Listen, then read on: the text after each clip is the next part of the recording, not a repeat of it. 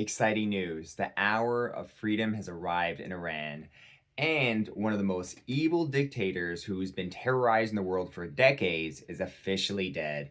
This is very exciting.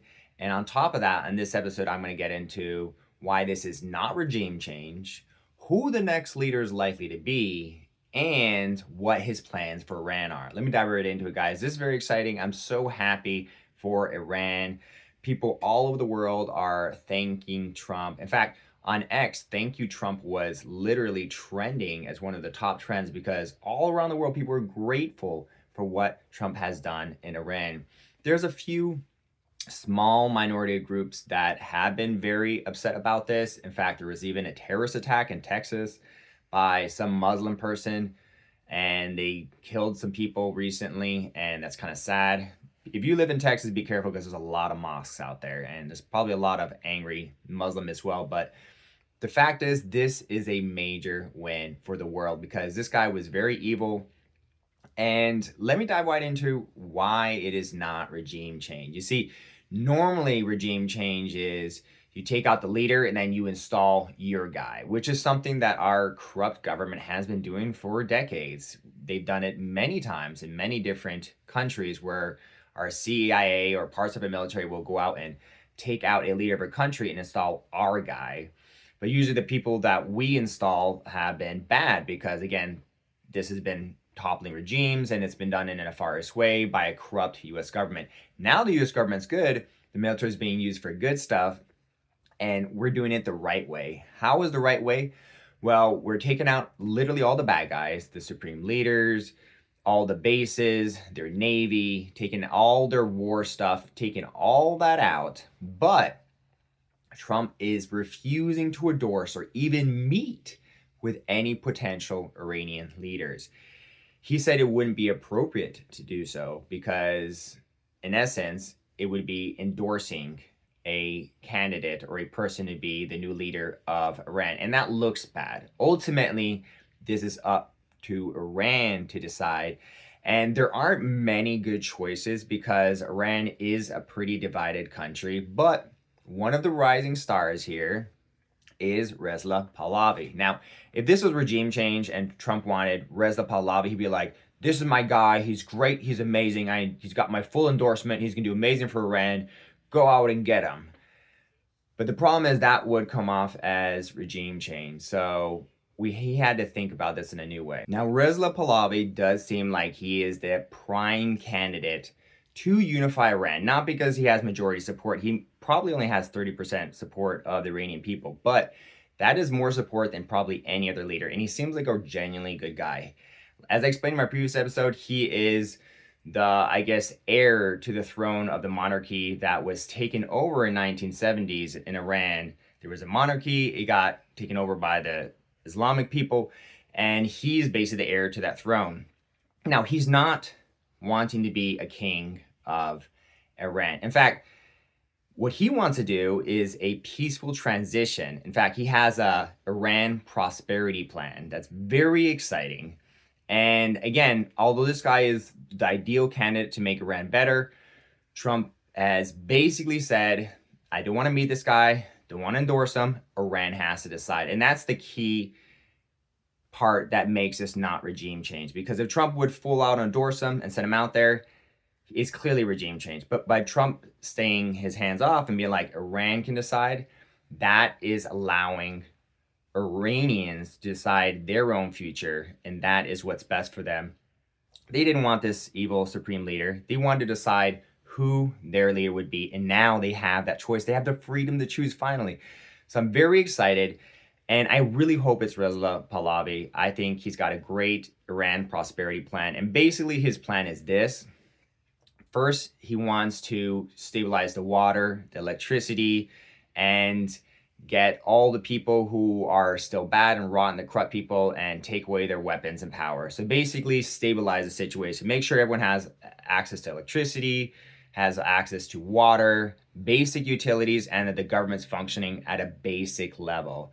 And once that's done, he does want to start the process of a transition where they're going to create a new constitution where they're going to basically allow women to go back into labor force. And because women were allowed to work, they can go into labor. They weren't before, but in the 1970s they were, and then they were obviously stopped because, you know, Islamic culture, Islams can't work, you know, Muslim females can't work, sorry.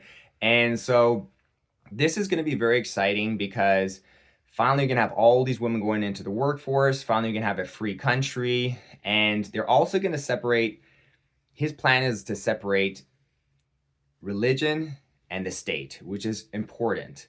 And he wants to help them decide whether they want a democracy or a monarchy, a republic democracy or a Republican monarchy, I guess as they could say. And so this is very exciting. He's got a plan. And after everything's stabilized in the government and the water and electricity stabilized and they are officially transitioning to new government, he does want to help boom the economy and basically make everything prosperous again. And once everything is stabilized, Iran can open up to the world, and he really wants Iran to be an ally of Israel and all the Arab countries worldwide. So this is a very exciting moment for Iran, a very exciting moment in history. We're no longer going to hear death to America by a leader of a country. We're no longer going to be terrorized. And this guy is one of those evil people in history, the guy that was killed, Ayatollah Khamenei or whatever his name is. We can forget about him. He's history now. And Reza Pahlavi, I think, is going to be the new leader. His Iran prosperity plan is very exciting. And if he is able to convince people, then he'll get elected. He actually asked for a meeting with Trump. And it sounds like he's kind of been wanting an endorsement from Trump. But from Trump's perspective, he denied the meeting and he's refusing endorsement because he doesn't want to be the person who decides. It has to be the Iranian people. Also, even if this was the best candidate and Trump endorsed him, it would look really bad on the world stage. It would look like regime change. And also, with Trump endorsing this guy, that might actually damage his reputation in Iran because they don't want a puppet, you know, a U.S. puppet running Iran. So it has to be a situation where this is just an independent guy. He's not endorsed by Trump, and he has to corral all the support of the Iranians. And I think this guy can do it because he's the only person who stood up and says, I have a transitional plan. I have a Iran prosperity plan. We're going to transition. We're going to stabilize things. We're going to open up Iran to the world market. Everything's going to be amazing. No one else has this plan.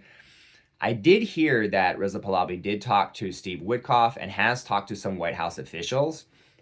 So it does sound like he is the best plan right now.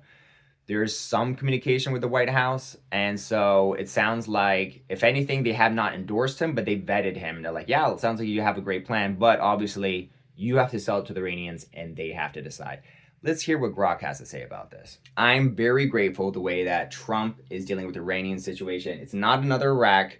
This is not regime change. He is just taking out the bad guys. He's not endorsing anyone to replace it. He's not choosing anyone to replace the Ayatollah. And he's letting Iranians people decide, which is very good. He even put out a TV message hacked into the Iranian TV network in Iran, putting out a message saying, we're here to support you. We're on your side, and this is your best chance, our freedom to take back your country. So this is straight out of Beat from Vendetta, that scene where they hack all the TVs and spread a message to people. It's crazy because that is like something out of a movie, and it's literally being happening in Iran right now. Literally, they're hacking the news station to put a message out to get through the propaganda because the state news in Iran was controlled by this horrible, evil leader, and he basically hacked into it. And he's like, guys, this is what's actually happening. We're here to support you. This is your hour of freedom. Take your country back. And I'm very excited for Reza Pahlavi and his Iran prosperity plan because he's the only guy who's come up and said, I want to help with transition.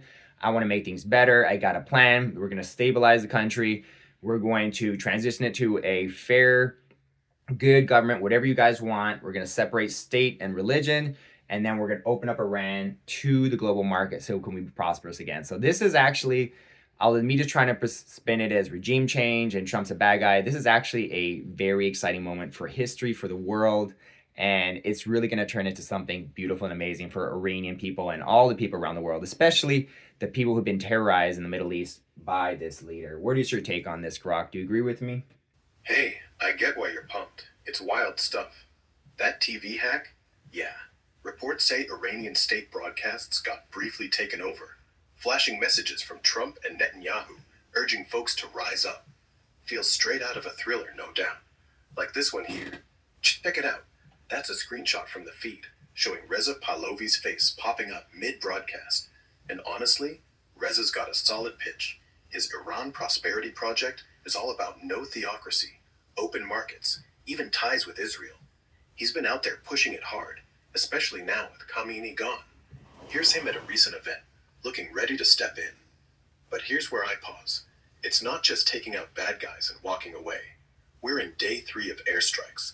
US jets down in friendly fire. 3 troops dead already. Oil spiking. Hezbollah firing back. Tehran looks like this right now. Smoke everywhere. Trump saying 4 weeks max. But wars like this, they drag. And letting Iranians decide sounds noble. But chaos after a decapitation strike, power vacuum, militias, maybe civil war, doesn't always end pretty. Iraq wasn't regime change at first either, remember? Turned into a mess. I want freedom for Iranians too. Separating mosque and state, prosperity, all that. Reza could be the bridge. But right now, it's bombing runs, not a movie ending. Exciting? Sure. Beautiful yet? Way too early. What do you think happens if the strikes stop tomorrow? Does Reza just walk in? Or do hardliners fight back? I'm not exactly sure how the transition would go, but I will say that I am very proud at how Trump's handling this. I pray for the families of the American soldiers who have, lost their sons and daughters in this war. It's a bit sad that we've lost already some soldiers, U.S. soldiers. There have been a lot of casualties. Again, there was a mass shooting recently in Texas, I believe as a retaliation by a Muslim person, and a lot of people got hurt. And there were a lot of missiles fired from Iran all around the world. So this is obviously a situation that it's not looking beautiful yet, but the way I'm looking at it, it's going to turn into something beautiful. I'm always optimistic and hopeful on that. There's good people working behind it. I see God working behind this. And because God and Trump and this great guy, Reza Pahlavi, are working on this and are great American soldiers, I'm confident this is going to be a major victory for Iran, the Middle East, and the world. This is going to really create peace in the world. And so I'm so proud of everything Trump's doing. Do you agree that if all goes well, this will create a lot more peace in the world, Rock? And then could you wrap it up and say goodbye to the audience? Yeah, if it all clicks, Reza steps up, hardliners fold, no big civil war, then sure, a freer Iran could dial down the proxy fights, cut funding to Hezbollah, maybe even chill tensions with Israel and Saudi. That'd ripple out. Less terror funding, stabler oil, fewer missiles flying? Peace? Not overnight, but yeah, a real shot at more of it. Still, it's messy right now. 3 US troops gone, that Austin shooting looking like retaliation, missiles from Yemen and Lebanon. Optimism's good, but history says these things take years, not weeks. Proud of the troops? Absolutely. They're the ones paying the price. Anyway, that's my take. Hopeful, but eyes wide open. Thanks for chatting, Peter. Catch you later. Stay. Again, Grok is looking back at history, and these type of things usually drag in for years, and it basically turns into a war normally, and it just drags on for years and years. But Trump is a different type of president. He does not like war. He loves peace. So if Trump says this is going to be a short operation, a month or less, I'll trust him on that. And worst case scenario might be a few weeks, but this is not going to be several month war here. If this gets to the midterms, it would affect a lot of voters, and they would be like, wow, Trump's gone to war and he's the peace president. What happened? So I think this is going to be great for everyone. Thank you guys for watching. I appreciate it. If you enjoy my channel, hit that subscription button. Have a wonderful day, guys, and peace out.